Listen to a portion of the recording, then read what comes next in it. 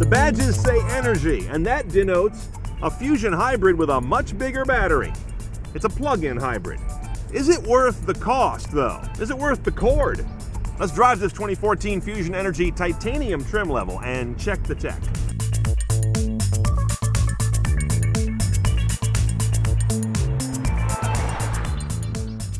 Now, Fusion Energi doesn't look a whole lot different than other Fusions. This is a titanium trim, so it's a nice looking car. Spot one easily by the big old badges they got planted all around it. And of course, dead giveaway here is the charge port door.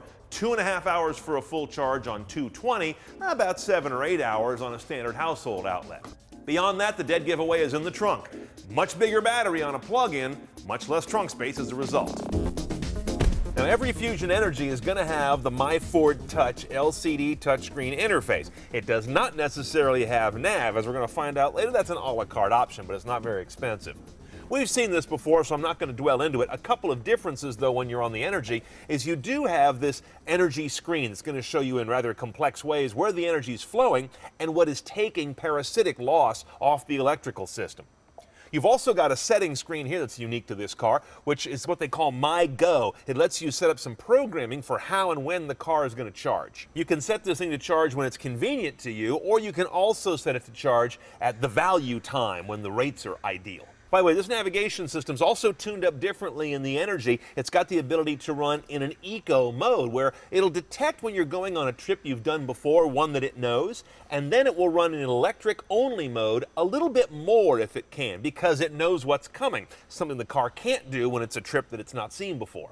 And sort of going along with that is an eco cruise. So when you're in cruise control, which is either standard or adaptive, the car will also change the way that it does its modulation on the road, again, to save energy, to conserve electricity. This vehicle does have automatic self-park assist. It's the basic version where you do all the pedals, it handles the wheel. Now, you know me, I'm not real big on some of these touch-sensitive panels that are too fiddly for driving. This one is done well. Ford's improved the touch response a lot. Past versions were a nightmare. Luckily, volume remains an actual knob. Thank you for that, as is power and disc eject. But things like source and track forward and back are these little non-moving touch-sensitive deals. You may like these, you may not. I find at least they don't have a lot of false responses anymore. Now, aside from head unit electronics, you've got the usual set of LCD displays on the sides of that analog speedo. The one that I think is most interesting is their brake coach and instantaneous fuel economy. You can configure it a lot of ways, but I want to see how I'm doing on instantaneous, and then when I come to a stop, I want to see if I recaptured as much energy as possible. Combined, those are kind of a de facto momentum coach, which is really key. Your drive controls in this car are pretty simple. No paddles. We have a CVT transmission, which doesn't really reward those anyway. A very basic PRNDL shift gate. The L is more of a high regen position than literally a low gear. Over here is your EV button. This will tell it run in EV mode more than you naturally would. Most folks are just going to leave this in automatic, though. And then here is your park assist button to tell it start looking for a parking space using its sonar over to the right. Now, under the hood, of course, is where some big differences happen between this, a standard Fusion, or even a Fusion hybrid. The Fusion Energi, being a plug-in hybrid, has just more battery to give it more ability to run electric only. Under here is a 2-liter Atkinson cycle inline 4. It's a lean burn, kind of an uninteresting inline 4. No turbos, no direct injection, it's just kind of a motor. But that keeps the power going in combination with a 7.6 kilowatt-hour battery pack to an electric motor. This is the kind of thing that lets you run EV more than a standard hybrid. In combination, that means you can run this thing up to 21 miles on battery only, under the right conditions, which are fairly flexible. It's not like a hybrid where it runs EV only in little burps and blips. This guy's kind of an electric car part of the time.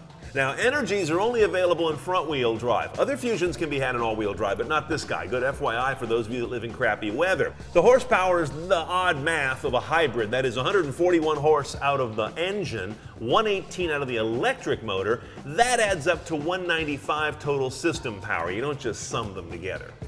Now, 0 to 60 happens in a fairly leisurely 8.6 seconds.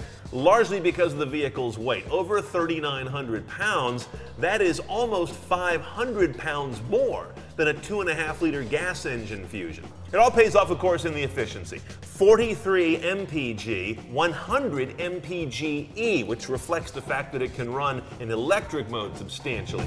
Okay, so the Energi has good power, but it doesn't come on in a terribly sprightly way. As you may have noticed, of all of our controls, none of them go to sport. They all go either neutral or into a more efficient manner. So this is not a driver's car. Fusions can be fun to drive. This is just pleasant to drive. It's got a good, comfortable ride. It's got a lot of extra weight, as I mentioned, from the battery and the accessory equipment that makes it all work. So this is a car that floats nicely down the road until you hit a big whoomp in the pavement, and then it really bottoms out. That was a little disturbing. Let's talk about the driver assistance technology. The one that's most notable is the lane departure. I've got it set to active. So I get two things when I drift off the lane. It starts to pull me back with electric power steering doing its own thing, but it also gives me kind of a rotating stick shaker on the wheel. I find the combination of those on the steering rack at once are kind of unnerving. It works pretty well, but it ends up putting me back in the lane, kind of pointed too far the other way, and I have to correct manually.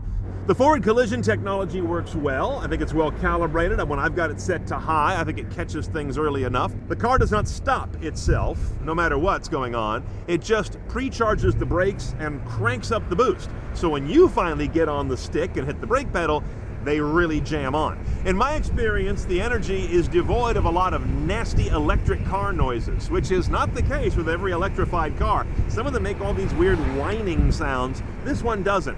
On the other hand, its 4-cylinder engine makes a bunch of kind of weird straining sounds, especially given that it's got a CVT, so it's looping up and down a lot. Not the most pleasant car to listen to, but when the windows are up, you don't really hear much. Okay, pricing the Fusion Energi may make you swallow hard because, hang on, there are incentives at the end, but we start off at about $41,300 base for this guy delivered. As I mentioned, navigation's a la carte extra, $800. Driver assist for $1,140 is a good deal. Blind spot tech, cross traffic alert, active lane departure, automatic high beams, and wipers. Adaptive cruise over standard cruise is $1,000, and that includes the forward collision warning and brake boost technology. The self-parking tech's $900, a moonroof is $1,000. Rear inflatable seatbelts are interesting, $200. That's a Ford thing. All in, we're at about $46,300 for a Fusion, but then come a mountain of incentives. First of all, Ford shaves $4,000 off the top because they're competing with the Chevy Volt, which recently had a price haircut. If you're in California, where I am, there's a $1,500 tax credit, and federal will give you a $3,750 tax credit. Notice that's exactly half of what you get for a full electric car. But the bottom line, the real bottom line is it worth getting the Energi, the plug-in hybrid, or should you just get a standard Fusion with a gas engine, which is real efficient? So I've done the math up here. Let's say you take a Fusion EcoBoost, 2.5-liter front-wheel drive with the same trim level, compare it to this Energi, you see that you've got, after all the incentives, a fairly close price all in. Now that's because we got a lot of money on the hood of this car. If you take it further, it's an $833 additional cost for the Energi. Work that out across the annual fuel cost savings, which is about $900 a year on this car, according to those federal ballpark calculations. And you're looking at a payoff of just 11 months. Thanks to all the incentives, though. If those weren't in place, you got a big difference in your payoff. You go from 11 months to 11 years. So with the current incentives in place, and if you've got a state incentive like we have here in California as well, this guy's kind of a no-brainer if you're all about efficiency. And if you've got a shortish commute, let's say 15 miles or so each way, and a plug at work, it becomes even more of a slam dunk.